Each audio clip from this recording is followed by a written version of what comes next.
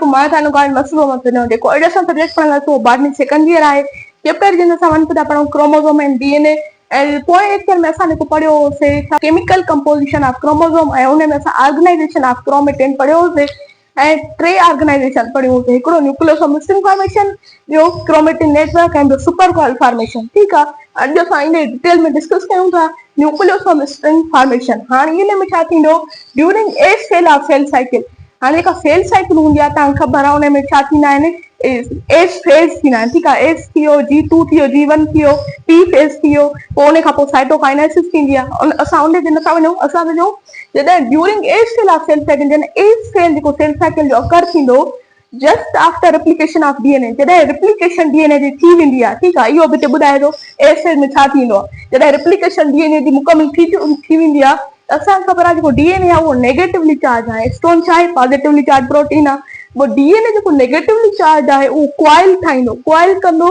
Positively charge histone protein ऐं जेको हिकु कॉम्प्लेक्स स्ट्रक्चर ठहंदी असां हुनखे छा था चऊं न्यूक्लियोसोम था चऊं हाणे डायग्राम में अची वञो हीअ जेका असां मां ठाही आहे हीअ तक़रीबन 8 ठहियूं 8 जेके आहिनि इहे छा आहिनि हिस्टोन प्रोटीन आहिनि हिस्टोन प्रोटीन ऐं उनजे मथां छा थियो नेगेटिवली चार्ज डीएनए क्वाइल कयो हाणे ही नेगेटिव आहे ही पॉजिटिव आहे हाणे ही नेगेटिव थी वञो ही थियो नेगेटिव ऐं जेका हिस्टोन आहे उहो आहे पॉजिटिव हाणे इन्हनि ॿिन्ही जे विच में अट्रैक्शन पैदा थींदो त ही क्वाइल ठही वेंदो त असां हिन कॉम्प्लेक्स स्ट्रक्चर खे सॼी स्ट्रक्चर खे छा था चऊं असां हिनखे न्यूक्लियोसोम था चऊं ऐं इहे मुख़्तलिफ़ ही जेको न्यूक्लियोसोम आहे ही बि न्यूक्लियोसोम आहे ठीकु आहे ऐं जेको ही हूंदो आहे इहो 10 नैनोमीटर थिक हूंदो आहे अॻिते असां पढ़ंदासीं each chromosome is linked by small segment of DNA which is called linker DNA हाणे हे ॿ न्यूक्लियोसोम आहिनि ठीकु आहे ॿ न्यूक्लियोसोम हिननि ॿिन्ही खे जेको कनेक्ट कयो वेठो आहे उहो कहिड़ा लिंकर डीएनए असां हिनखे चवंदा आहियूं इहो लिंक थियल आहिनि डीएनए सां हिन करे लिंकर डीएनए था चऊं ऐं इहो जेको थिक आहे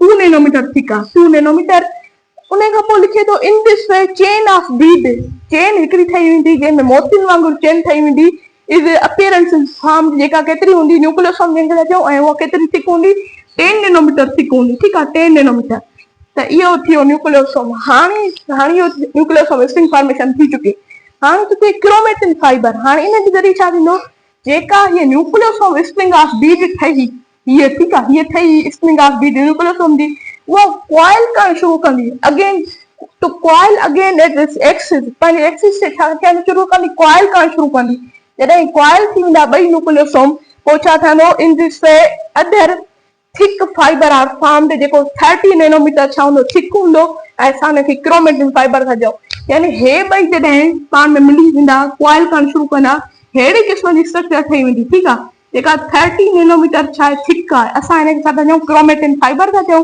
तव्हां हीअं बि चई सघो था हिकिड़ो ही जंहिंमें ही तक़रीबन 4 5 6 7 8 हिस्टोन प्रोटीन उन जे मथां छा आहे उन जे मथां ही डीएनए थी वियो ऐं इहे हाणे पाण में क्वाइल ठाहिणु शुरू कंदियूं 1 2 3 4 5 6 7 8 ही अहिड़े क़िस्म जो क्वाइल ठहींदो जेको 30 नैनोमीटर छा हूंदो थिक हूंदो इहो थियो क्रोमेटिन फाइबर हाणे during G2 phase of interface जेको G2 फेज़ थियो सेल साइकिल जो उन में छा आहे जेको क्रोमेटिन आहे फाइबर शोस 2 रीजन जेको क्रोमेटिन फाइबर आहे उहो 2 रीजन शो थो करे कहिड़ा कहिड़ा हिकिड़ो हेट्रोक्रोमेटिन ॿियो यूक्रोमेटिन असां अचो त हिनखे डिस्कस कयूं डिटेल सां हाणे क्रोमेटिन फाइबर 2 रीजन जेके शो कया हेट्रोक्रोमेटिन ऐं यूक्रोमेटिन असां हिनखे डिस्कस था कयूं जेको हेट्रोक्रोमेटिन आहे उहो आहे the highly contains portion of chromatin जेको कंटेंस पोर्शन हुजे हिक ॿिए में जकड़ियल क्रोमेटिन में हुजे इन विच डीएनए इज नॉट एक्सप्रेस जंहिंमें डीएनए एक्सप्रेस न करे त असां अहिड़े खे छा चवंदासीं हेट्रोक्रोमेटिन चवंदासीं ऐं यूक्रोमेटिन हाणे इहो हेट्रोक्रोमेटिन खां मुख़्तलिफ़ हूंदो अदर देन हेट्रोक्रोमेटिन हूंदो जंहिंमें जेको यूक्रोमेटिन हूंदो कंडेंस न हूंदो पर इहो कंडेंस थी वेंदो but it condense during cell division जॾहिं थी त इहो कंडेंस थी वेंदो when chromosome move toward opposite poles जॾहिं क्रोमोसोम जेके आहिनि उहे मूव करणु शुरू कंदा कॾहिं अपोजिट पोल्स ते मूव करणु शुरू कंदा त पोइ सेल डिवीजन दौरान ही कंडेंस थी वेंदो आहे केरु यूक्रोमेटिन हाणे 3 नंबर ते आहे सुपर कॉइल फॉर्मेशन लिखे थो during process of cell division जॾहिं प्रोसेस थींदो सेल डिवीजन जो chromatin fiber start highly order of coiling from a supercoiled structure of 300 nanometer immediately supercoiled develop into chromatid of 700 nanometer इन जो मतलब छा है जेको chromatin fiber असां जेको chromatin fiber develop थियो जेको सेकंड ते ठीक है उहो छा कंदो, उहो पाण में कॉइल ठाहिण शुरू कंदो। वरी पहिरियां छा थियो, जेका न्यूक्लियोसोम स्ट्रिंग फॉर्मेशन हुई उहो ठही, पोइ न्यूक्लियोसोम ऐं न्यूक्लियोसोम स्ट्रिंग फॉर्मेशन मिली करे क्रोमेटिन फाइबर ठाहियो। वरी क्रोमेटिन ऐं क्रोमेटिन फाइबर मिली करे छा था ठाहिनि, सुपर कॉइल था कनि, हिक ॿिए जे मथां हायर ऑर्डर आहे, ठीकु आहे। पोइ सुपर कॉइल स्ट्रक्चर थी वञे, केतिरी थिक आहे, 300 नैनोमीटर थिक आहे। वरी उहा ई जेका 300 नैनोमीटर थिक आहे, वरी उहा सुपर कॉइल थी ठाहे हिक ॿिए सां, पोइ उहो छा थी ठाहे, 700 नैनोमीटर थिक स्ट्रक्चर थी ठाहे। हाणे ही जेको आहे ही सिलेक्शन थो करे, सिलेक्शन ऑफ क्रोमोसोम्स इहो थी वई। उन खां पोइ ही कंटेंट्स पोर्शन ऑफ क्रोमोसोम मां ड्रा कयो। उन खां पोइ जॾहिं मियोसिस थी वञे त क्रोमोसोम हेड़ी शिकिल में नज़र ईंदो। हाणे ॾिसो हिते जेको आहे हिन जी थिकनेस आहे 300 nanometre. Condense portion of chromosome जी जेका थिकनेस आहे इहा आहे 700 नैनोमीटर। जॾहिं मियोसिस थी वञे, क्रोमोसोम ठही थो वञे, हिन जी जेका थिकनेस आहे असां ॾिसूं इहा आहे 1400 नैनोमीटर, यानी 1400 नैनोमीटर सुपर कॉइल तॾहिं थो ठहे। हाणे असां ऑर्गेनाइजेशन ऑफ क्रोमोसोम पढ़ी छॾीसीं। हाणे आहे jean and jean locus. Jean खे बि डिस्कस कंदासीं, जीन लोकस जिते जीन पायो वेंदो आहे उन खे बि डिस्कस कंदासीं। हाणे टॉपिक आहे जीन एंड जीन लोकस। हाणे जेको फर्स्ट साइंटिस्ट हो ग्रेगर जॉन मेंडल, जेको साइंटिस्ट न हो बल्कि मॉन्क हो, 19th सेंचुरी में, जेको मां तव्हांखे सन लिखारायो 1954 ऐं 1965 ताईं हिन पंहिंजो पेश कयो तजुर्बो। 19th सेंचुरी खां असां हुनखे चऊं त जेको ग्रेगर जॉन मेंडल हो was first time introduced gene as a factor। वो पहिरियों दफ़ो उन इंट्रोड्यूस करायो जीन खे उन पर नालो छा ॾिनो, फैक्टर ॾिनो। ऐं कंहिं करायो, Gregor John Mendel 19th sanctuary में। Which control expression of character, जेको कंट्रोल थो करे जेको कैरेक्टर आहे उन जे एक्सप्रेशन खे, ठीकु आहे। पोइ 1906 ईस्वीअ में विलियम बेटसन एंड एडवर्ड स्ट्रेसबर्गर ॿ साइंटिस्ट आहे, इन्हनि छा कयो, use the term pain jean, हिकिड़ो टर्म यूज़ कयो, पेन जीन चई सघो था, पेन जीन चई सघो था, ठीकु आहे। पेन gene for the fundamental physical and functional unit of hereditary. Fundamental यानी जेको फंडामेंटल फिजिकल ऐं जेको फंक्शनल यूनिट आहे हेरिडिटरी जे, असां उनखे छा ॾिनई, पेन जीन टर्म ॾिनई। हाणे ठीकु आहे। हाणे जेको जीन टर्म हो उहो कंहिं ॾिनो, the jean term gene was introduced by William Johnson in 1909। 1906 ईस्वी में कंहिं ॾिनो, विलियम जॉनसन ॾिनो 1909 ईस्वी में, ठीकु आहे। एंड इन बायोलॉजी, ऐं बायोलॉजी में असां छा था चऊं, a gene is basic unit of hereditary. जेको जीन आहे उहो छा आहे, बेसिक यूनिट आहे हेरिडिटरी जो। नाउ डेज अॼुकल्ह छा, a gene is called a small part of DNA. त जीन खे छा थो चयो वञे, स्मॉल पार्ट ऑफ डीएनए, नंढो पार्ट हुजे डीएनए जो, which have information to synthesize, जंहिंखे इंफॉर्मेशन हुजे छा ठाहिण जी, specific polypeptide chain. Specific polypeptide chain जीअं enzyme two metabolize specific reaction in a living organism. जीअं हिकिड़ी एंजाइम आहे एल्डोलेज, क्रेब साइकिल में फर्स्ट ईयर में पढ़ी हूंदव। एंजाइम एल्डोलेज जेकॾहिं न ठहे त जेका एल्डोलेज न ठहे त पोइ G3 में उहो कीअं टुटंदो।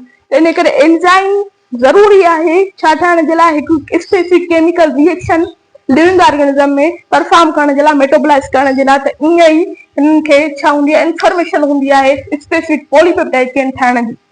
इहो बि तव्हां सम्झो। Jean is made up of nucleotide sequence. जेको जीन आहे उहो छा जो ठहियल आहे, न्यूक्लियोटाइड सीक्वेंस जो ठहियल आहे, ठीकु आहे। According to chromosomal theory of inheritance, जेका असां पढ़ी आयासीं, त उन में छा लिखियलु, gene is located on chromosome. जेके जीन्स आहिनि उहे प्रेज़ेंट आहिनि क्रोमोसोम्स में, ठीकु आहे। हाणे अॻिते हलूं। Each jean is located at fifth position. हर हिकु जीन पंहिंजी फिफ्थ पोजीशन ते लोकेट कयो थो वञे एट पर्टिकुलर क्रोमोसोम, ऐं हिकु पर्टिकुलर हिकु मख़सूस क्रोमोसोम ते। द पोजीशन ऑफ जीन, जेका पोजीशन आहे जीन जी ऑन क्रोमोसोम, क्रोमोसोम ते असां हुनखे छा चवंदासीं, जीन लोकस चवंदासीं, ठीकु आहे, are called as gene locus. Each cell contain pair of chromosome. हर हिकु cell pair of chromosome contain थो करे, ऐं हर पेयर ऑफ क्रोमोसोम छा थो कंटेन करे, मेटरनल एंड पैटर्नल क्रोमोसोम, ठीकु आहे। If these chromosomes are morphologically similar, जेकॾहिं इहे ॿई मेटरनल ऐं पैटर्नल छा आहिनि, मॉर्फोलॉजिकली सिमिलर आहिनि, ऐं जेको सेम जीन लोकाया, सेम साॻियो जीन लोकाया, त असां इनखे होमोलॉगस क्रोमोसोम चवंदासीं। पर but morphologically different chromosome and different gene loci, त असां अहिड़नि क्रोमोसोम खे छा चवंदासीं, हेट्रोलॉगस क्रोमोसोम चवंदासीं। In homologous chromosome, the gene trait at particular locus may be similar or different. homologous chromosome में छा थींदो जेको जीन जी ट्रेट हूंदी वो पर्टिकुलर लोकस ते हुजे पोइ उहा मे बि सिमिलर या डिफरेंट थी सघे थी। ठीकु आहे। Example the jean of skin colour, जेको जीन आहे स्किन कलर वारो उहो लोकेट कयो अथो सेम जीन लोकस ते। ठीकु आहे, साॻी जीन लोकस ते, पर ऑन बोथ क्रोमोसोम, ॿिन्ही chromosome it may be black colour on both. जेकॾहिं इहो थी सघे थो त ॿिन्ही ते छा हुजे, ब्लैक कलर हुजे, ठीकु आहे, स्किन कलर जो, या it may be different colour यानी ब्लैक और व्हाइट, त हिकिड़े जो ब्लैक हुजे त ॿिए जो व्हाइट हुजे। ठीकु आहे।